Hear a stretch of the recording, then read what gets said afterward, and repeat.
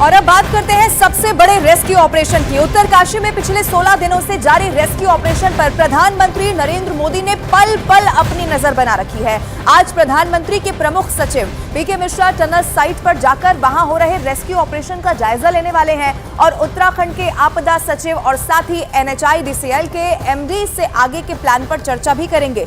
पिछले 16 दिनों से 41 मजदूर सुरंग में फंसे हुए हैं, जिन्हें सुरक्षित बाहर निकालने के लिए हर संभव कोशिश इस वक्त वहां पर की जा रही है। हालांकि ऐसा भी हुआ कि इससे पहले जो प्रयास किए गए वो बहुत ज्यादा कारगर साबित नहीं हुए, लेकिन उसके बाद भी कितनी ज्यादा आधुनिकता का भी ख्याल रखा जा सकता है, सारी मॉडर्न टेक्नोलॉजीज का भी इस्तेमाल किया जा रहा है, क्योंकि प्राथमिकता इस वक्त ये है कि जल्द से जल्द जो 41 मजदूर लगातार फंसे हुए हैं उन्हें यहां से बाहर निकाल लिया जाए, और न सिर्फ बाहर निकाल लिया जाए बल्कि सुरक्षित वो बाहर आ जाएं। इसको लेकर लगातार प्रयास किए जा रहे हैं, लेकिन सवाल अभी भी यही है कि आखिर इस रेस्क्यू ऑपरेशन में और कितना समय लगने वाला है। ये बड़ी खबर इस वक्त हम आपको बता रहे हैं उत्तरकाशी रेस्क्यू ऑपरेशन से जुड़ी हुई। पिछला 16 दिनों से, यानी कि आज 16वां दिन है जब 41 मजदूर इसी सुरंग में फंसे हुए हैं, और आज प्रधानमंत्री के प्रमुख सचिव पीके मिश्रा टनल साइट पर जाने वाले हैं। जो रेस्क्यू ऑपरेशन चल रहा है उसका जायजा लेंगे, और ऐसा इसीलिए है क्योंकि प्रधानमंत्री पल पल की जानकारी खुद वहां पर ले रहे हैं।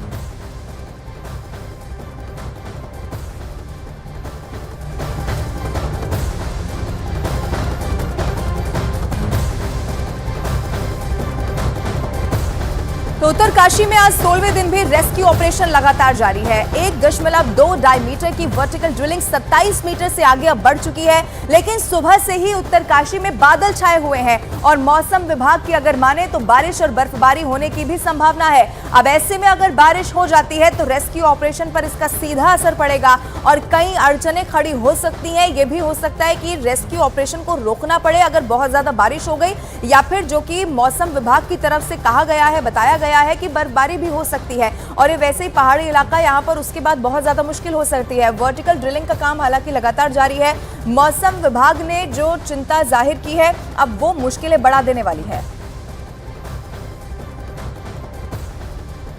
काम अपनी रफ्तार में चल रहा है, 24 घंटे काम हो रहा है, तो कह सकते हैं कि अगर ये ड्रिलिंग सफल हुई तो यहाँ ये जल्दी से जल्दी मजदूरों तक पहुंचेंगे, क्योंकि सबसे महत्वपूर्ण जो ये ऑगर मशीन जो टनल के अंदर जो ड्रिलिंग हो रही थी जिसमें रिकॉर्ड लगातार आ रही थी, तो उसके बाद जो सबसे महत्वपूर्ण वर्टिकल ड्रिलिंग है वो 1.2 डायमीटर की है। अगर ये सफल होती है तो जल्द ही 3 से 4 दिन का समय बताया गया है, मजदूरों तक पहुंच जाएगी ड्रिलिंग। उसके बाद जो NDRF के जवान होंगे वो उस टनल के होते हुए मजदूरों तक पहुंचेंगे और वहां से रेस्क्यू का प्लान है। तो अभी तक कोई रुकावट नहीं है, हालांकि मौसम बाधा बन सकता है। इसी तरह से अगर हम टनल के अंदर की बात करें, यह भी महत्वपूर्ण है। लगातार शुरू से हम देखते आ रहे थे कि इसको सबसे महत्वपूर्ण माना जा रहा था, और महत्वपूर्ण माना जा रहा था। हर PC जब होती थी तो 2 से 3 दिन का समय बताया जाता कि 2 से 3 दिन में ये काम पूरा कर दिया जाएगा, पर 16 दिन हो गए हैं, और जो ऑगर मशीन है उसके सामने रुकावट पे रुकावट आ रही है। पिछले अगर 48 घंटे की हम बात करें तो 48 घंटे से जो ऑगर के पार्ट्स है वो जो पाइप के अंदर फंस गए हैं उनको प्लाज्मा जो कटर है उससे काटा जा रहा है।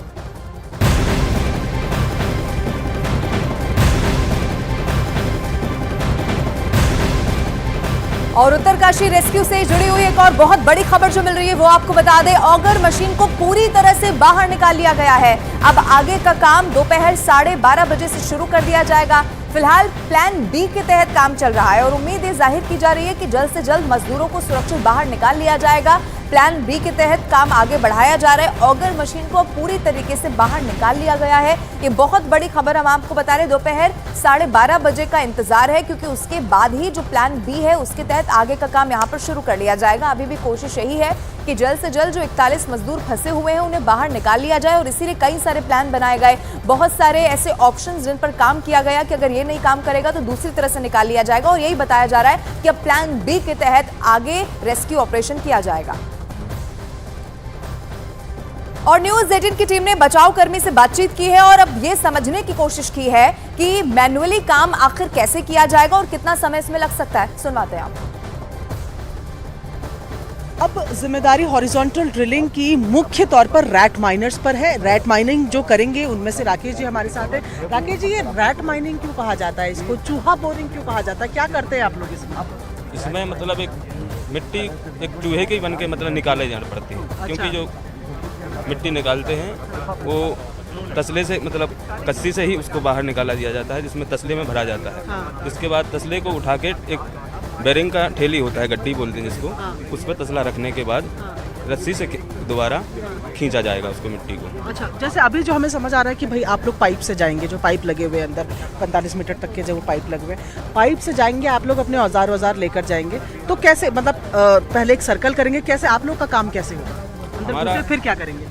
इसके बाद हमारा ये काम होगा कि जो भी मतलब पाइप के अंदर बैठने के हाँ जो मतलब कोई क्षति ना आए किसी बंदे को, तो उसके मतलब जो भी 150-200 अगर खुदाई होती है जो आगे, हाँ उसके बाद उसमें पुश किया जाएगा। हाँ जैसे जो पीछे जो मशीन रखा है, हाँ। मशीन के द्वारा उसको पाइप को धक्का दिया जाएगा, हाँ उससे पुश होगा, उसी के मतलब जितना भी मतलब खुदता है, हाँ, जितना आगे जगह बनता है उतना ही पुश होता हल्का जाएगा। हल्का पुश होता हाँ जाएगा। जी। लेकिन आप लोग कैसे काम करेंगे? हथौड़ी छेने से करेंगे, कटर से करेंगे, आप लोग कैसे काम करेंगे? हम लोग गैती फावड़ा से ही काम करेंगे। अच्छा, उसे सही करेंगे। हाँ, इसके बाद अगर कोई पत्थर बड़ा आता है उसके मुंह पे, हाँ। तो हमारे पास ये फिल्टी रखा हुआ है, हाँ। फिल्टी से तोड़ दिया जाएगा।